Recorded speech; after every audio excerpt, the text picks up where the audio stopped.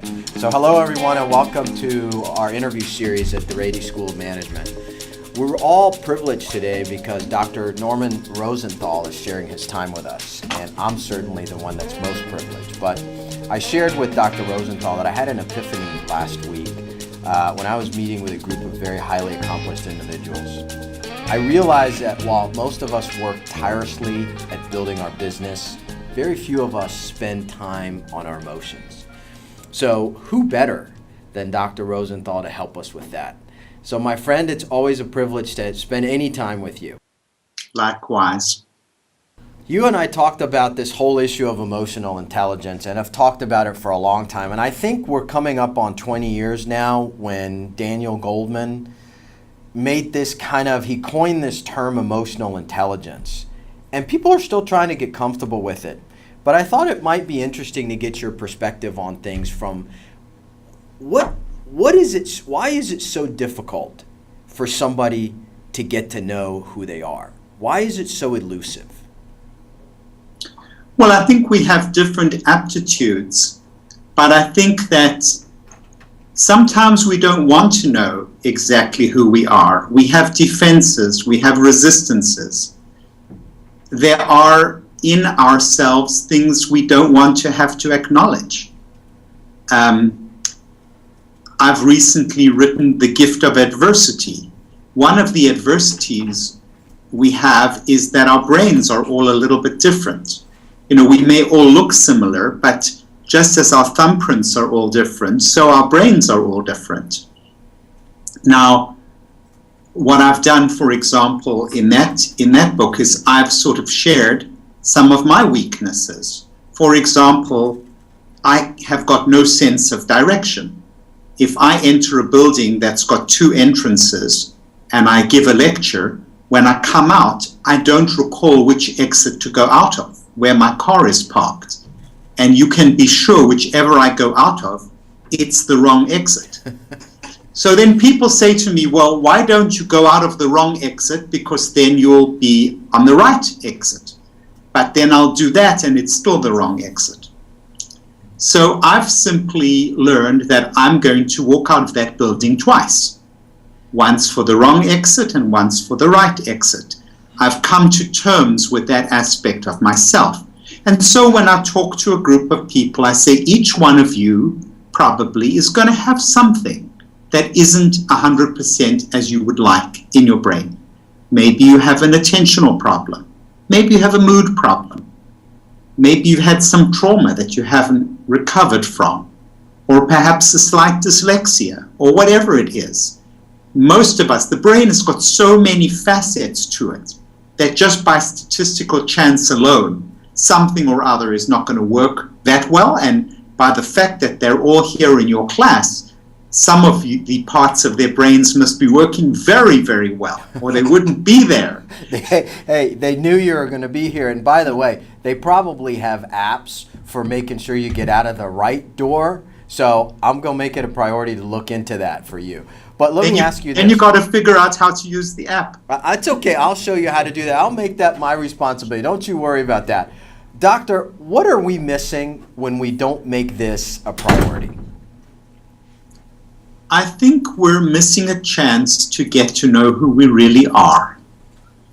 And I think it's one of the great journeys that we have in our lives is to understand ourselves. Know thyself. It's one of the oldest adages. It supposedly was at the Oracle of Delphi. Know thyself. You're coming here to ask, where does my future lie? What's going to happen to me? What's going to become of my family? If you know yourself, you are at such an advantage, but it's not an easy thing to know because you keep changing.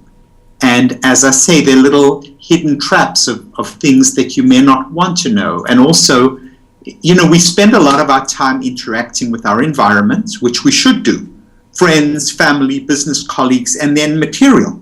You've got to absorb and study so much stuff to get a handle on things. But if you don't know yourself, you could be studying all the wrong stuff. You could be studying stuff that's not going to make you happy. So if you don't step back every now and then and say, is this working for me? Then you could be spending tons and tons of time in an area that's not going to give you the kind of satisfaction and fulfillment that I think all of us are seeking. And when we do take it seriously, and really spend time on it, what are we gaining from that? Well, there's a great comfort in knowing who you are, because it's a guide to how you want to live your life. You will also have better relations with other people. For example, maybe I have a nasty exchange with you, and the reason is maybe I envy you. Or maybe I am worried that you're judging me and finding me wanting. So I zap you before you zap me. But maybe you don't even want to zap me in the first place. So I think if you understand these subtle little tricks that we play with ourselves, it can steer you. It's like a good sailor who's avoiding bad currents, bad hazards, and navigating his way smoothly through a tricky passage, which is what life really is.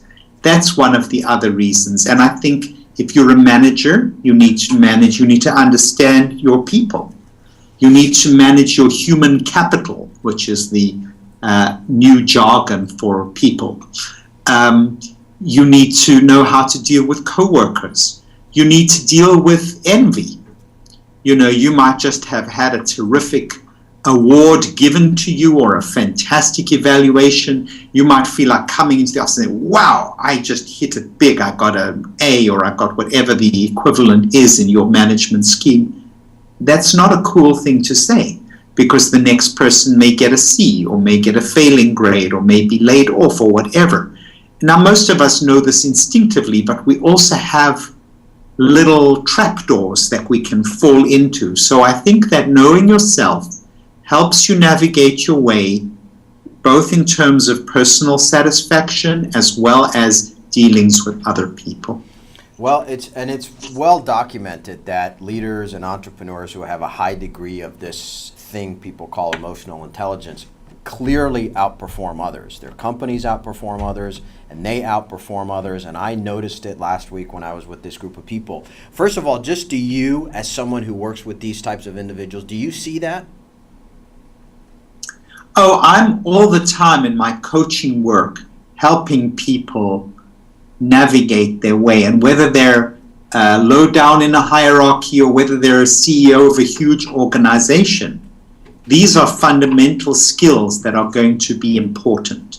A CEO may come to me and say, you know, there's this key person in my organization, and now I have got to hire another key executive assistant. I need two, and the first one's nose is put out of joint, and I don't know how to deal with her, and whatever. I say, have you thought of taking her to lunch? And he might not have even thought of that, because when you take somebody to lunch and you say, you know, I really wanted to have this time with you because I wanted you to know how much I value you. We are getting somebody else because there's too much work for just one person to do, but you need to feel very secure because I'm satisfied with you. That's going to be 6 months of trouble saved just from that one lunch. And so it is that just knowing how to deal with people in a human way is it's not just good business, it's a good way to lead one's life. You know, leading a good life is more than just handling and managing people skillfully. It's feeling good about how you conduct yourself and your dealings with people. Can this whole thing about this whole temperament thing and emotional intelligence, can it be taught? Some of it can. You know, I think we all have our particular biases. Some of us are extroverts, some are introverts. Some of us think of things one way, some of us think of things the other way, but there are things that can be taught, definitely. I would definitely say there are things that can be taught, even for people who don't really have a good